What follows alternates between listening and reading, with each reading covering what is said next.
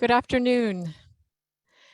Thank you so much, everyone, for joining us today for this reading by poet Angela Alaimo O'Donnell from her new collection, Love in the Time of Coronavirus, A Pandemic Pilgrimage. My name is Rachel McKendry. I'm the publicist here at Paraclete. And if everyone could just take a moment to find the chat bar, the Q&A button, or the raise your hand button, we'll definitely have some time for discussion toward the end of our hour together. Angela, thank you so much for reading for us today. This is wonderful. My pleasure to be here. Just a quick word of introduction about Angela. Angela Alaimo O'Donnell is a professor, poet, and writer at Fordham University in New York City, and she serves as associate director of Fordham's Curran Center for American Catholic Studies. Among other prize-winning books, her publications include 6 collections of poems, and we're so fortunate here at Paraclete to publish 3 of Angela's collections. And she's also on the long list of finalists for the 2021 Paraclete Poetry Prize, so probably even more to look forward to, which is wonderful. I was just thinking that I think the best way to describe this new collection is to tell all of you some of the things that other renowned poets have said about it. Ron Hansen, the author of Mariette and Ecstasy and Atticus, among other books, says, "A delightful collection. I haven't seen anything like it. There's a glorious variety to this diary of COVID-19 in New York. It's a book of days with poems of every mood, some wise and meditative, others anxious, hopeful, clever, and even sprightly, a form of whistling in the dark." Paul Mariani, who I believe is with us today, said, "Love in the Time of Coronavirus speaks to our moment with a brilliant mix of Emily Dickinson, the Metaphysicals, William Blake, Flannery O'Connor, and the Psalms. Every aspect of this time has been marked and accounted for in this witty, brilliant collection that will make you laugh as well as break your heart." And Jill Baumgartner said, like John Donne in the devotions written during his illness, Angela O'Donnell provides in these poems a chronicle of COVID-19's assault on her body, her city, even her faith, all captured in sonnets that not only describe the course of the disease, but show she has mastered her craft in piercing poems about a life in which all has been turned upside down. So without further ado, thank you again, Angela, for this beautiful work and for reading for us today. Thank you so much, Rachel, for that beautiful introduction and for reading those beautiful words by Paul Mariani, Ron Hansen, Jill Baumgartner. I mean, I'm honored really to have them endorse my work so strongly. And I'm delighted to have been able to publish this book with Paraclete so quickly, because this is the moment, right? That we're just coming out of the pandemic, slowly emerging. And one of the reasons that I wrote the book was I had a sense of, I wrote these poems day by day as we were experiencing lockdown. The first poem is dated March 22nd, 2020. The last poem of the book is dated March 22nd, 2021. And the idea is a year-long chronicle of the day-by-day experience of what it's like to live under lockdown. For one thing, I was sure that we would forget, or at least I would, because we're wonderful amnesiacs, human beings. It's how we go forward. And all the little details, all the little privations and indignities and sorrows and sufferings that we undergo, I felt needed to be recorded in some kind of memorable way. So I felt that it would serve as a kind of time capsule for us in the future so that we would remember what it was like.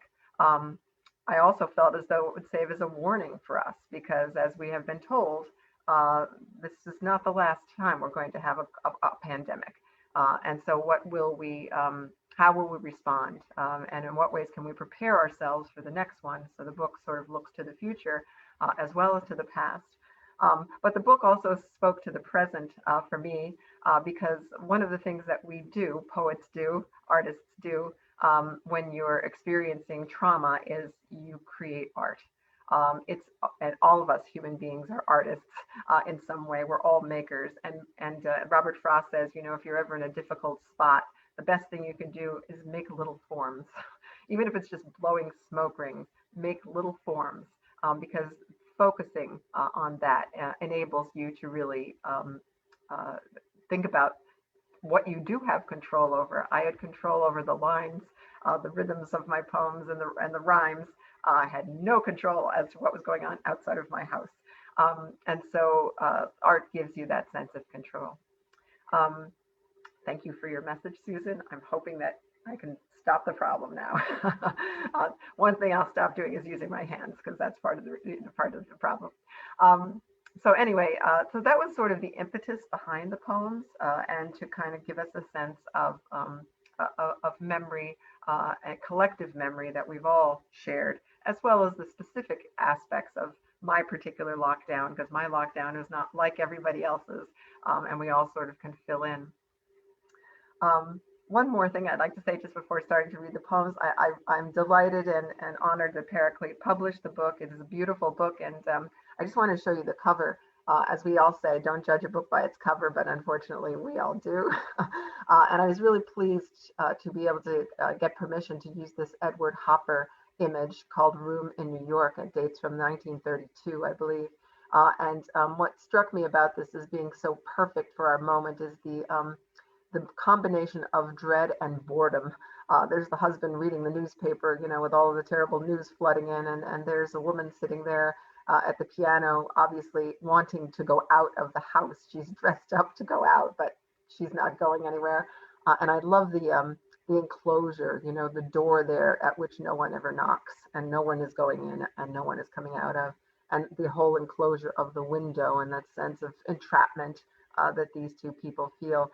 So in many ways, just the image alone captures the feel, I think, of the time that many of us lived through during lockdown. So without further ado, I'll go ahead and I'll read a few poems. And please feel free to put questions in the chat bar as we go on, because we'll get to those after I read a few poems. The first poem I'd like to read is the epilogue, or I'm sorry, the prologue to the book, and it sort of not only addresses COVID, but the kind of state of the world that we find ourselves in right now. And it's called The Fire. All of these poems, by the way, are sonnets. And the hope is that in the kind of artfulness of the sonnet and the music of the sonnet, it's a way for us to manage some of the difficult material and difficult experiences that the poems describe. The Fire. The world is burning, and we don't have a clue how the fire started, when or where or who lit the match and held it to the kindling trees, watched the blaze blossom, set fire to the bees who were too busy being to feel the heat rising around them, devouring the flowers. It took years, not months or weeks or hours, to lay it to waste. Every city and street is a ghost town now. We haunt our own dreams. The world as it used to be only seems impossibly green, sweet, blue, and true, like a photo you took once, and now you study to find yourself, trying to lay claim to love before it went up in flame. One of the first things that I think we'll all remember when the pandemic struck is that we were all of a sudden living with a whole new set of rules as to how we were supposed to conduct ourselves. And some of these rules we're still doing, but some of them we may have forgotten. So this is called The Rules. It's March 22nd, 2020 it's dated. Wash your hands while singing Happy Birthday. Touch nothing that's been touched by someone else. Don't shake hands, don't kiss, don't touch yourself. Don't travel anywhere. Just stop and stay far and deep within your own walls. This way, you won't bring it home with you. Don't shop. Avoid the markets and malls. The virus loves us all, Gentile and Jew, the Buddhist, Baptist, pagan, Hindu. Each makes a fitting, if unwitting, host. The preference it has is for the most weak of us. He'll make a ghost of you if you are old or ill. Better stay well, young and lonely, in your chaste monk's cell.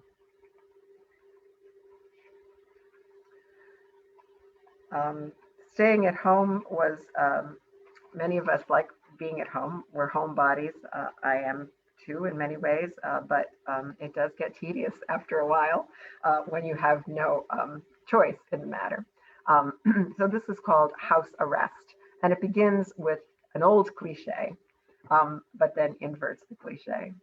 There's no place like home, and home is no place to hole up day upon day upon day.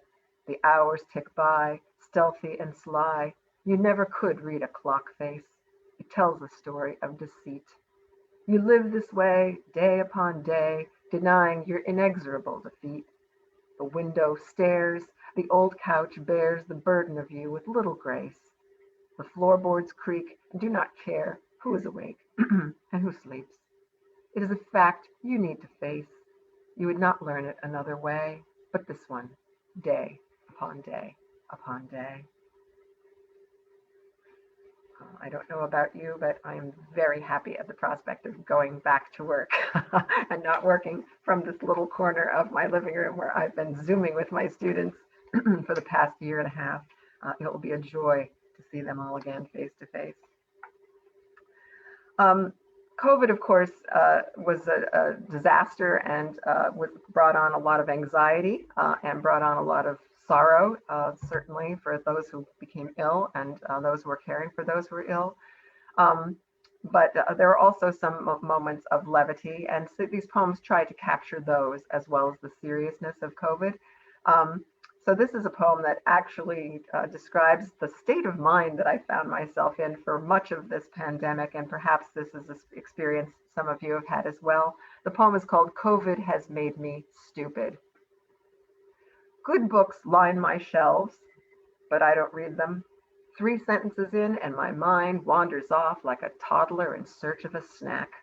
I stuff her full of junk food, hours of CNN, the Cuomo boys, the president who pretends to be the president while the rest of us look away. Other awful she devours, Culture Vulture, the New York Times, hours after hours. She is starved and getting fat on Facebook, Twitter, and Google Chat. She Zooms all day on an empty tank. Who do I blame for this? Who do I thank for ruining a perfectly fine brain? I'll never write a poem again. Happily, that was not the case, but I certainly felt that way very often during the pandemic. Another thing, one of the themes of this book and also of the last year and a half or so is what I like to call COVID epiphanies. When I would first meet with my students each semester, I would ask each of them, so, this, of course, has been a year of desolation in many ways, but there are also consolations in an experience like this. There are discoveries that we make. There are epiphanies about ourselves and about our lives that come to us. And I loved the answers that I got from my students, and I'd be very curious to hear what some of your COVID epiphanies are as well. What are the things that you came to appreciate that you really hadn't felt you appreciated earlier? And one of the common things that people have said is food. Our meals became the center of our lives since we weren't going anywhere. And so what we cooked and how we prepared it, we had time to lavish on more elaborate meals than we usually have. We were able to eat more than we usually do. And so food is a theme in the book as well as a theme of our time of COVID. This is called In Praise of Food. I'm fat today because of stuffed peppers, browning the ground beef, tasting the sauce, adding the parsley, the nutmeg and salt, enough to set my blood pressure roaring through my sticky veins. Another supper bigger than we need. It's not my fault cooking calms me during a disaster, an old skill I learned how to master from childhood. My mother carried every cross in her kitchen, drinking coffee, standing at the stove, deciding what to make to stave off sorrow, pasta, cookies, cake, some small good thing to feed the weary heart, wake to a new day, practice her art. as a Italian American, and many of you who are Italian American or other ethnicities, I'm sure, share this experience.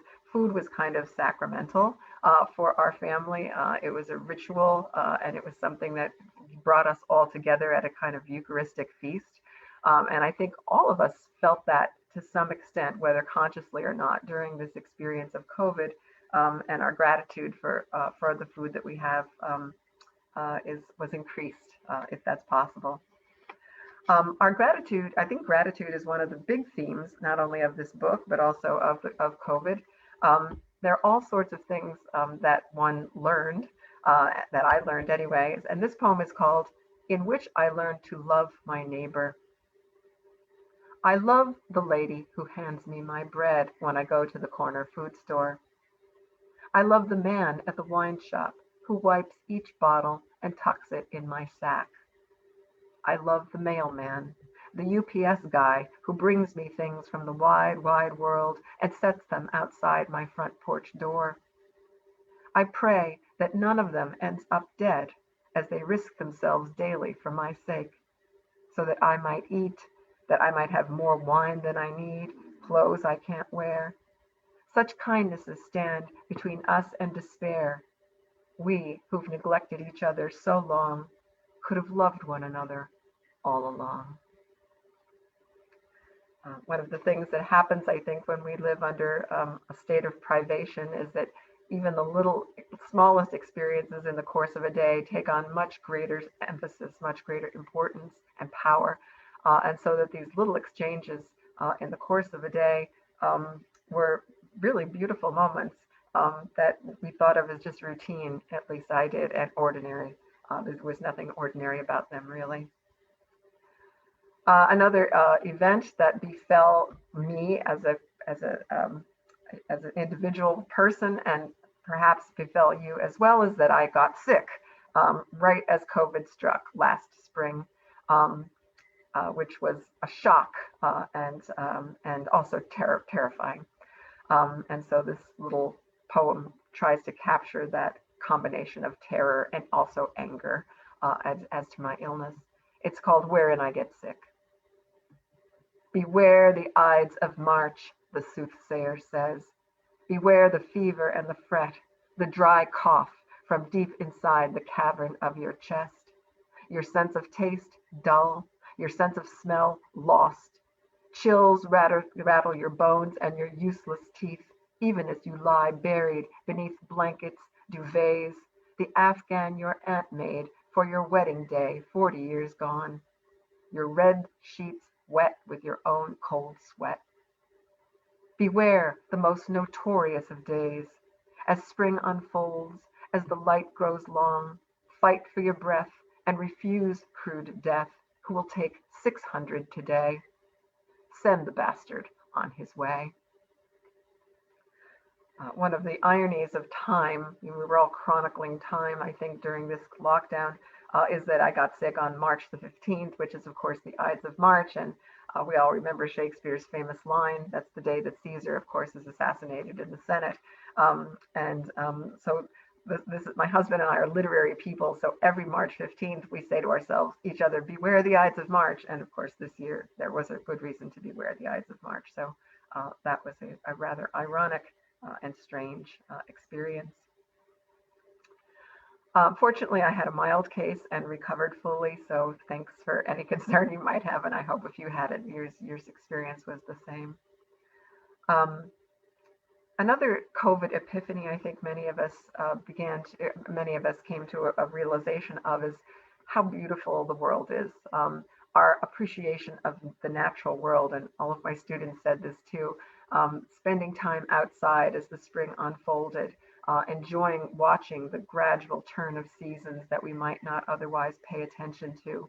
And that sense of the new life, this burgeoning of new life, which was strangely juxtaposed against this kind of death sentence that was befalling so many people, was very striking and very powerful. So one of these poems is about that. It's about actually the supermoon that occurred in late March or early April of last year. And I'll go ahead and read the poem. Supermoon. Last night we walked along the river path. The full moon rose and shone its pale light across the water. It did not feel like night, but rather evening or morning or something in between, blue and smoky, like the last set of a jazz man's song. What could go wrong on a night like that? The sick and suffering lay a few hundred yards from where we walked, the hospital windows just out of view. For now, the world was just me and you. We strolled slowly, eyed the sky, and talked of stars, how far they were, and how long it took their light to reach our river path, how long after it dies a star's light lasts.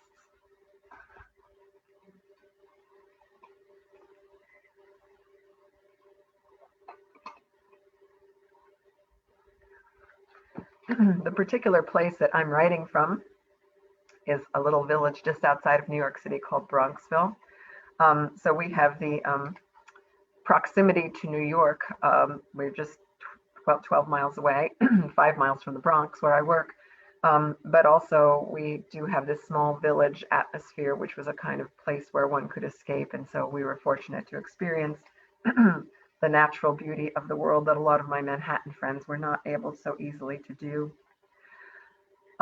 So this book is about time, calendar time, but it's also structured according to liturgical time.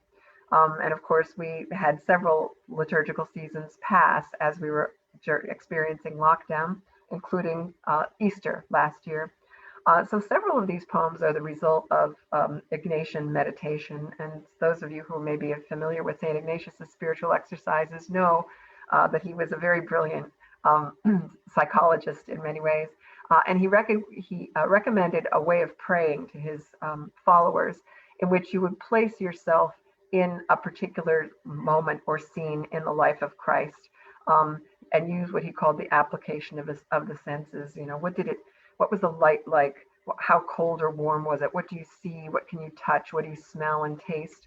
And so a number of these poems are sort of Ignatian meditations that are keyed to moments, scriptural moments, liturgical moments in the year.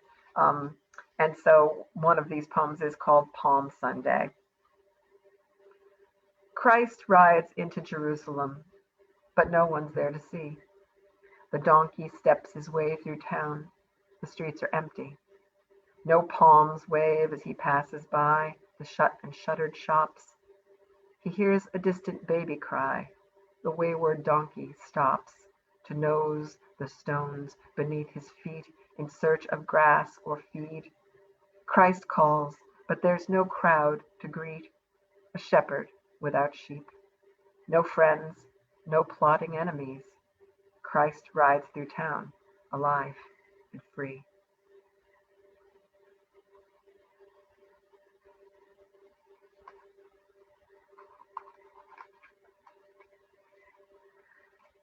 Another thing that a lot of us came to recognize during our lockdown is how much we love travel, how much we enjoy going to new places and having our minds and our hearts and our senses stimulated by those places. And I so missed those beautiful places. So this poem is called Cabin Fever. I want to go to the beautiful places I've gone with you before, to see the sea from the cliffs of Sorrento, our balcony blooming with orange blossoms, bodacious bougainvillea, to go back to Sicily, to Etna's fiery dream. I am voracious for sapphire skies, butter sun, the lovely lift of light on water, long delicious days of champagne and Sacher Torte, coffee in Vienna, click of the white dishes, cups and spoons amid the noisy cafe. If brute desire were efficacious love, it would transport us, just we, from this gray, gray prison to the blue, blue sea. Many of these poems, there is a you in them, and they are my husband, since both of us were locked down at the same time. So many of them kind of chronicle the daily conversation that we had together during this time. Another COVID epiphany which came to me was how unnecessarily large my carbon footprint is. I own so much more stuff than I really need. And one of the things that I own a lot of that I don't really need is clothes. And this poem is called In Which I Consider My Wardrobe. 6 pairs of boots lined up in a row. 3 black suits hung limp in the closet. 5 idle dresses on the bedroom doors. 8 earrings paired on the bureau top. Leotards dangle from the doorknobs. Silk scarves spread across the backs of chairs. Like a used clothier peddling her wares, I could sell it all and never miss it. How high my hopes were when I bought each thing, admiring the make, modeling the fit, imagining where I would wear it. A new pair of heels made my full heart sing. Little did I guess, little did I know, the pathos of clothes when there's no place to go. I know many of us practice dysfunctional dressing during during COVID. A number of my employees or fellow teachers talked about, wearing certain kinds of clothes on top and sweatpants on the bottom. I must say I could never do that because I just didn't feel as though I could teach wearing sweatpants. So I just dressed the way that I would for class. My students, however, did engage in that kind of dressing, which was very interesting, including pajamas sometimes. Yeah, lots of dysfunctional dressing, which we'll all have to stop doing. Speaking of my students, I know a lot of people felt that teaching on Zoom was impersonal. You usually get to be in the room with these young people that you're engaging in conversation with, and then suddenly to be distant from them and only see them as these little squares on a screen felt very strange. But I think that there are also some benefits to it. For one thing, you saw students in their homes, in their dorm rooms, in their bedrooms. In many ways, it created a sort of intimacy that you don't usually have with them. And I think we also were all kinder to each other because we all understood that we were under pressures that we ordinarily aren't. So there were some real moments of beauty as I was teaching on Zoom, and this little poem tries to capture some of them, or one of them. It's called Wherein I Teach Literature Remotely, and those of you who are poetry lovers will recognize that I've stolen some lines of poetry from some great Renaissance poets in this poem. The faces in the Zoom room look at me from my computer screen, each a little world made cunningly, their beauty beyond telling. I see me too, a face among the faces, older, lined by years theirs have not yet seen. A sturdy face, one that has endured time's slings and arrows. The future looms ahead for us all, but especially for them, my students who will face disasters unlike those I've seen. There is no cure for it. We're all walking toward the tomb. Shakespeare and Donne knew it. Now they do too. It breaks my heart when they sign off, "Thank you." And that was one of the very touching things at the end of each class. Everyone is muted, but they would always unmute in order to say, "Thank you, thank you, thank you," this little chorus of thank you, which is something that doesn't happen in a live classroom. So I was very appreciative of that, as they seem to be appreciative for our class. I'd like to read another liturgical poem. Those of us who follow the lectionary know that in the Easter season, there's wonderful reading that describes an experience of some of the disciples after Jesus' resurrection to the town of Emmaus. I made a trip to the Holy Land just before COVID, about a year and a half ago, and it was very powerful to be able to visit these spaces in the Holy Land, among them the town of Emmaus, or where they think Emmaus was, so that I could really visualize what's being described in many of the gospel passages. But this particular passage has always been a favorite, and you'll remember what happens is there are a few disciples walking along the road, and then there's a stranger who comes with them, and the stranger says, "Well, what's been happening?" And they say, "Haven't you heard about Jesus of Nazareth?" And they go on and tell him all about it. They finally get to Emmaus, and they sit down at the table, and they see this stranger there breaking bread, and they recognize him as Jesus. So this is called our Emmaus, which of course was a very different experience from that of the disciples. And the two recounted what had taken place on the way and how he was made known to them in the breaking of the bread. That's from Luke, the 24th chapter. You hand me the loaf, I tear off the heel, dip it in the blue dish of olive oil. This ritual performed at every meal gladdens my heart. This is the real presence of joy these days of pandemic. The world's gone insane. People are frantic. They talk of the news, the news, the news. Terrible deaths, bleak crucifixions, lives once well ordered now lack direction. Better to sit here, just me and you, to set on our table olives and wine, to savor the taste of sweet grapes and brine, to raise our glasses and toast the poor dead, to mend the world and to break our bread.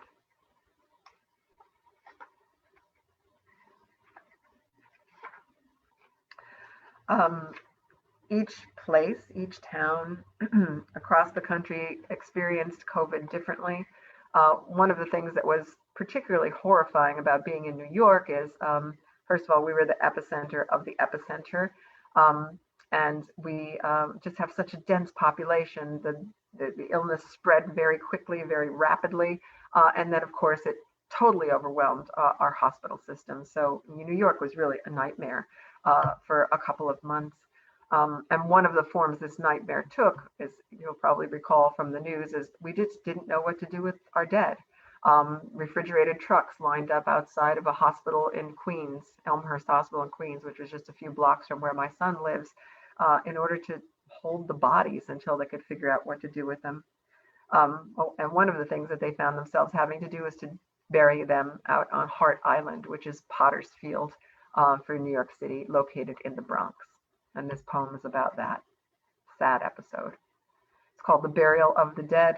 The line comes from T.S. Eliot's great poem, The Wasteland, and the epigraph is from The Wasteland. It says, "Unreal city, under the brown fog of a winter dawn, a crowd flowed over London Bridge, so many, I had not thought death had undone, so many. They are digging mass graves on Hart Island. No room enough to bury our dead in the gentle places, the rolling green spaces in Woodlawn, Brooklyn, where angels keep watch, guardians of stone over fields of bone. A sad chapter in our novel virus story.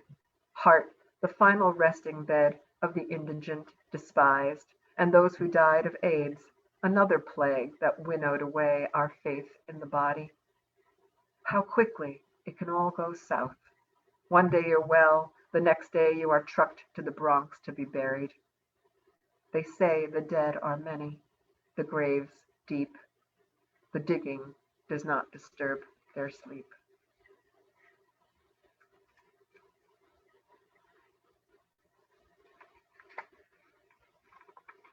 At some points during our experience,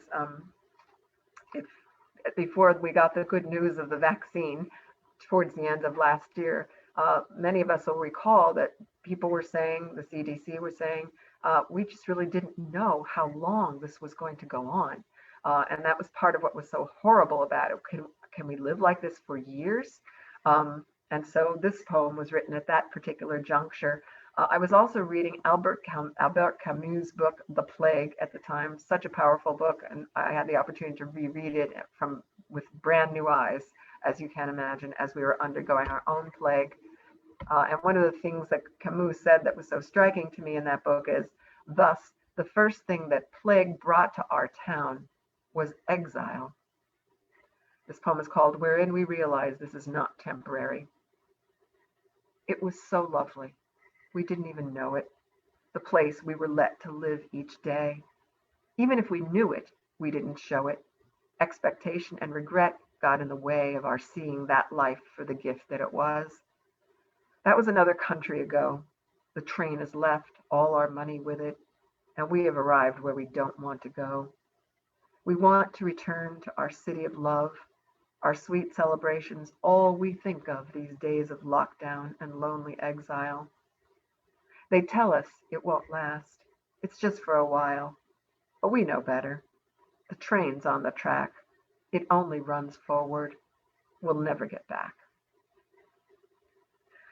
That clearly is a poem in terms of Ignatian spirituality of desolation. There really were moments I think all of us felt as though there was no cure for this, and we were really stuck living this way for an extended period. And then, just at the point of desolation, something would come along to give us some hope. And my little piece of hope came from a New York Times article on May 24th, in which the author was talking about, of all things, that children's book by Eric Carle, which many of you will recognize as The Very Hungry Caterpillar, which is about a caterpillar who just devours everything. And then, of course, at the end, turns into a butterfly. And I was particularly struck by this quotation from that article. He says, "The Very Hungry Caterpillar is a small, eccentric masterpiece, a children's book, yes, but also a formative exploration of the complex nature of change."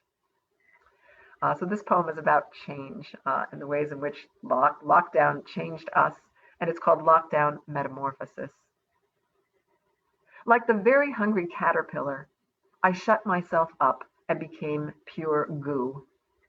Evidently, when they crawl in their cocoons, that's what very hungry caterpillars do. I'm told this putrefaction that's occurred will reverse, and I will be made whole. This slime become my eyes, this rank waste wings, that I shall count among the lovely things that grace the earth, though it's very slow. I need to be patient, mark my time. I begin to feel my antennae grow. There's nothing less magical, less sublime, more crass, more nasty, or more crude than a butterfly with an attitude.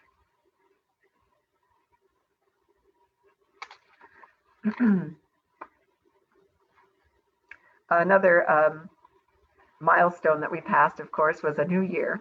And many of us were happy to say, farewell 2020, welcome 2021. 2021 has to be better.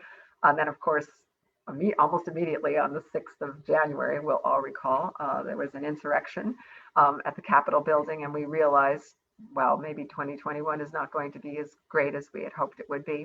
But anyway, this poem was written right on the cusp of changing from 2020 to 2021. It's called Pandemic New Year, and it's dated December 31st, 2020. Time to say goodbye, good luck, pack the old year's last lunch, put on its mittens, tuck that stray lock behind its ears once more and no more. It's time to board the bus to nowhere, call a cab, catch a train to anywhere that's not here. We don't know where you're going, and we don't really care. A new year is showing up soon. We can barely contain our hope and our dreaming, our glad, sorry ache that you are leaving. Another liturgical poem that followed pretty quickly after that is Epiphany. Of course, this is the day celebrated in the Christian Church, January 6th, when the wise men, according to the gospel story, the three magi or wise men make their way to Bethlehem to see the new baby who is the Messiah and is ushering in a new dispensation, a new world for all. So again, an Ignatian meditation exercise for me was, so what would that be like under the circumstances of pandemic? How would the journey of the wise men be different? And this poem tried to give us a glimpse of that. It's called Pandemic Epiphany, January 6th, 2021. So they've set out, despite the dire warnings, the plague still raging. They have to travel light. No entourage of jugglers, long, slow mornings of breakfast with tea and cake and spice. Quick-made bread, cold meat will have to do, chewed furtively beneath their scarves and masks. No one questions, no one ever asks. They pack up and go in search of you. The roads are empty, the hospitals are full, the world is sick, as it has always been. The days are hot, the nights long and cool. They ache to sleep in their own beds again. Still, they persist, these three holy men. They'll quarantine when they get to Bethlehem.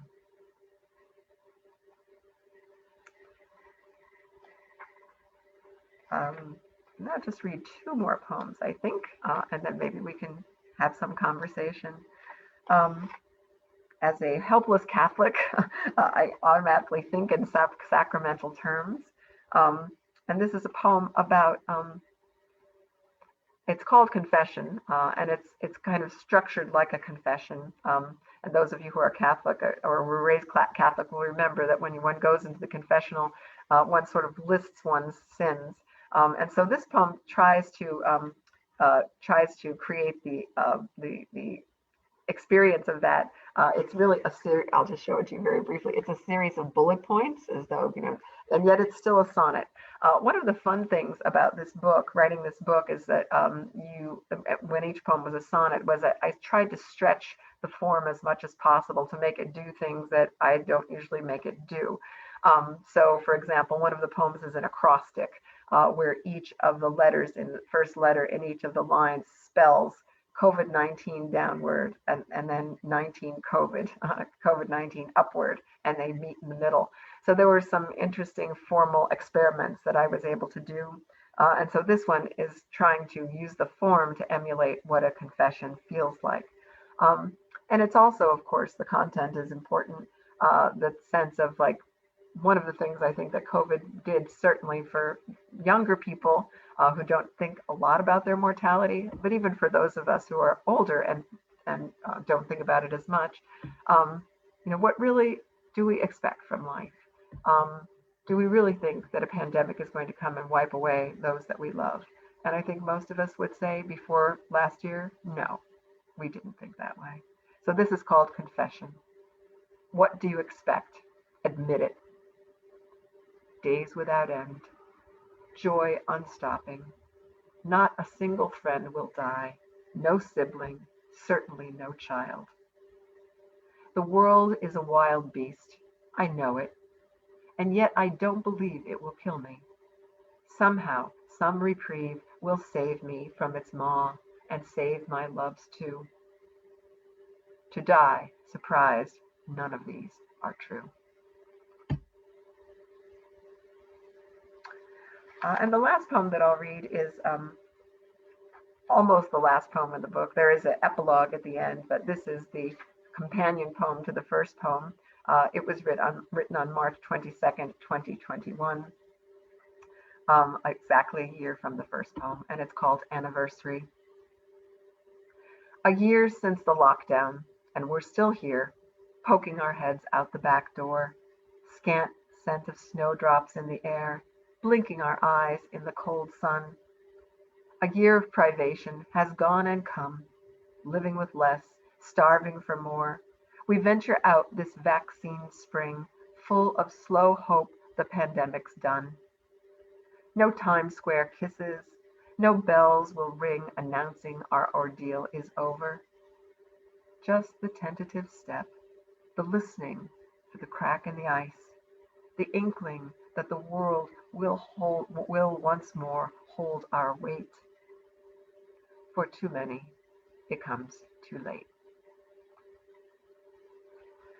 Thank you for your attention, being such a great audience, and I'd be thrilled to have conversation and answer any questions or comments that people might like to offer. Thank you so much, Angela. Joan Wilton was commenting on a poem you read early on. We could have loved you all along. The one about loving your neighbor, I believe. Beautiful, touching words. It's so true. I think one of those pandemic epiphanies was how closely related we all are and didn't realize it. Truly. Yes, in all kinds of ways. I think one of the, I hope it lasts. This is the one thing that I was thinking about in terms of my students as well as, myself. We are so much more kind to each other. so much more considerate, thinking about what people are going through. You know, there's a wonderful famous quotation that's been attributed to many people, but Longfellow most often: be kind. You have no idea what other people are going through. And so we all had that sense of not really understand, of knowing how much we didn't know about our neighbors, and respecting and loving them. Especially, I mean, I think all of us felt about our essential workers and our physicians and nurses who were on the Mhm. front lines. I live very close to Lawrence Hospital, uh, Mm. and seeing these, folks going into the hospital and coming out every day, I just thought, well, of course, another thing that we'll remember from that period is the 7 o'clock. I don't know if you did this in all towns, the 7 o'clock cheering. Yes, And it was thrilling, really, to open up your windows and scream out your windows or yell at the hospital as you went by. Just so true. Yeah, we're not doing that now. We should still be doing it, but it was a good moment, I think. It was so unifying because, well, here Paraclete Press is on Cape Cod, so we're not so close to each other as you are, but we absolutely watched it on the television or listened to it on the radio. I remember just wanting to hear the experiences of the medical personnel, especially and what they were going through, partly because we have more distance, but to know what to pray for, to understand what other people were experiencing. And I think one of the things about your book that struck me so much is that the New York experience was so different from the Cape Cod experience, which I'm sure was so different from the Midwest experience or the West Coast, and yet so many similarities that suddenly we all have in common that we never would have imagined, and certainly don't want to live through again. But as you're saying, what are the things that we do need to hold on to? Is a good question, I think, for all of us to ask ourselves. Yeah, absolutely. There's, that whole sense of consolation and desolation, I think, is so Yeah. important. I mean, the reason that for the subtitle of this book, it's called Love in the Time of Coronavirus, which I've, shamelessly stolen from Gabriel Garcia Marquez's beautiful book, Love in the Time of Cholera. Mhm. Um, and the forms that love takes, obviously, is the first impulse of the book. But the second one is, the subtitle is A Pandemic Pilgrimage. Mhm.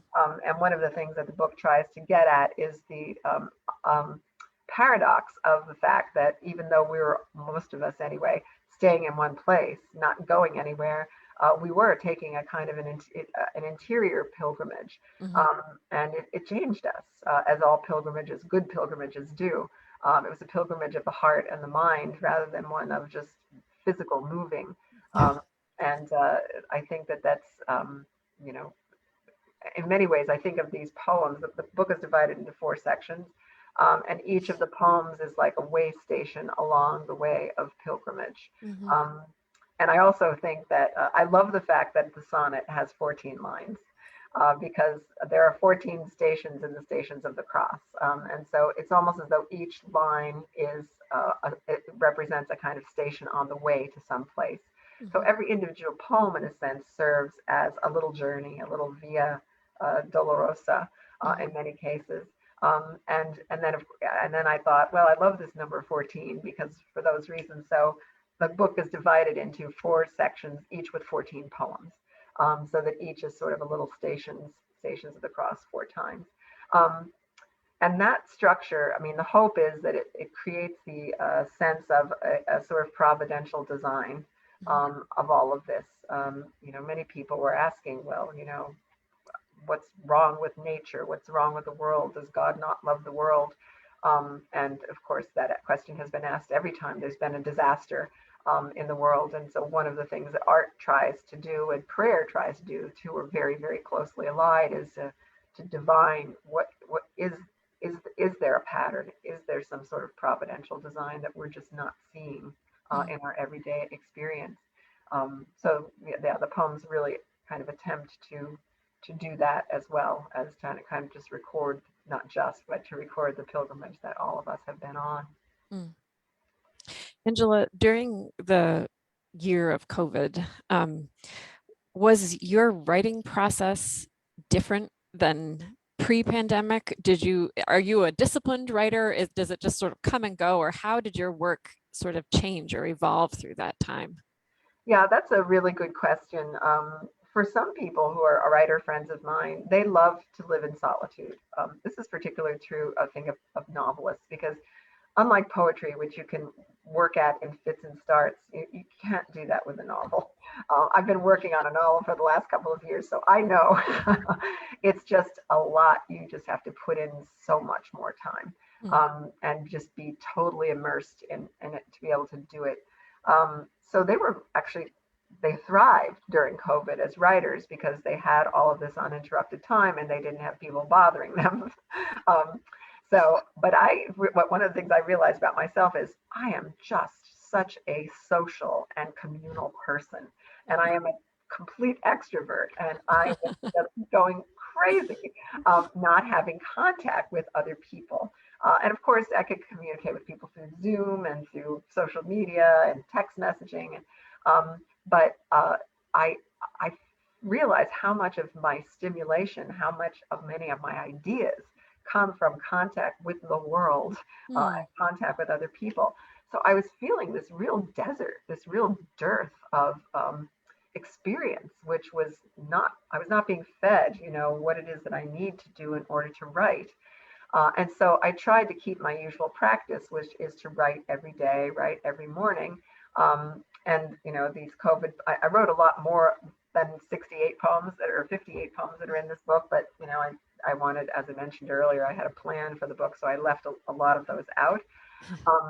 But I tried to choose the ones that I thought were not repetitive or were the better poems of the group. But I have to say, I was not nearly as productive as I normally would have been in the course of the year in terms of other kinds of writing. I didn't go to any plays. I didn't really want to go to any movies. I didn't just go, see people. So that's another reason I'm really happy that this is done, or at least looks like it's going to be done. Already I've just, been able to do much more than I could do last year, as is the case with many of us, and I'm grateful for that. Yeah. We do have a few more moments if anyone has a question or a thought for Angela. Susan says, love these. She has to leave now, but she wrote a book during the pandemic too.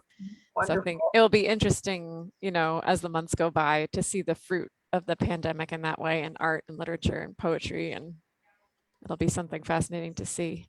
Marianne Hannon, hi Marianne, love the range of emotion. Thank you. Marjorie Maddox, excellent. Thank you, Angela. These Rebecca, are all fine poets, by the way, who are yes. saying this. So I much appreciate their good words. When you were reading about nature, the natural world, I had this memory of these little villages where suddenly there were no cars. So the wild mountain goats were coming into the streets. Suddenly nature was coming in to say, what's going on? Rebecca Gates, whose poetry I often see on Twitter, says sunrises, sunsets, clouds, taking the time to notice those things. Another gift that hopefully we can hang on to, not give in to our busyness again. Absolutely. In fact, if you don't mind, I love the way that you mentioned the fact that the natural world sort of reemerged for us. There's a poem called "The Virus Remakes the World," so I'll just do that one really quickly. Absolutely. The animals are taking back the earth. Birds build nests in the air conditioners. Their hatchlings sing for all they're worth. Deer in the backyard devour our flowers. A brood of raccoon possess our garage. Rats idle in our idle car engines. The mice don't even try to camouflage their comings and goings in our stocked cupboards. The cats are taking multiple lovers at night, announcing their loud affections. Our once tame world slowly goes wild. The being machines had long exiled returns to regard us with curious eyes and welcomes us into its paradise. Yeah, so it was lovely to see. They were so bold, all of these creatures coming out. And I thought, yeah, this is their earth, and there were no cars driving out on the roads, so what was more useless than the 2 cars sitting in our driveway, for 6 months? They were pointless. So again, that wonderful recognition of how little we really need. We don't need 1 car, let alone 2. Yeah. No fossil, who needs those fossil fuels, So in all these ways, nature, and of course the virus itself, reasserted itself, Mm. reminding us of really, we think we're in charge. We're not in charge at all. So true. Oh, Judy Valenti. Hi, Judy. Very refreshing look at a time which many of us are still processing. Thank you for putting words on what we all felt and experienced. True. And oh, Joan Wilton had asked if you had any alterations or awakenings on your faith journey during the pandemic. And then she said, I think you're answering my question as you speak. Thank you. Yes, another thing that we all dealt with was, worshiping from afar. Yeah. Uh, and I really loved I could listen to mass said by my he's old in age, but also former pastor in Baltimore, at my old parish, St. Francis of Assisi. I loved that, because I missed him so much. I miss his voice. And another one of my former pastors, also in Baltimore, Father Jamuth. And so it was just a joy to be able to be in church with them, even though obviously I couldn't physically be there. And of course, for Catholics, the Eucharist is the center of the Mass, and that was really problematic for many Catholics because that's, as Flannery O'Connor says, it is the center of my life, and not to have that is very problematic. But there was this extra little unexpected joy of being able to reconnect with other people whose voices we may not have heard in a long time. So, and I'm grateful I hope this continues. I hope people continue streaming masses because Yeah, the opportunity it gives us. Yeah. so true. Oh, one final question, perhaps. Christopher King is asking if you wrote any COVID raps. Well, Christopher King is a very skilled writer and of raps and rapper himself. So any raps that I may have written, I probably will keep to myself.